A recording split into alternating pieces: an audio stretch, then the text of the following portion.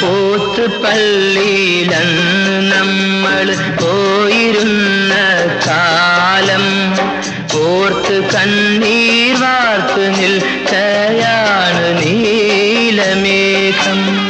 കോന്തലക്കൽ നീ എനിക്കായി കെട്ടിയ നെല്ലിക്ക കണ്ട് ചൂരൽ വീശിയില്ലേ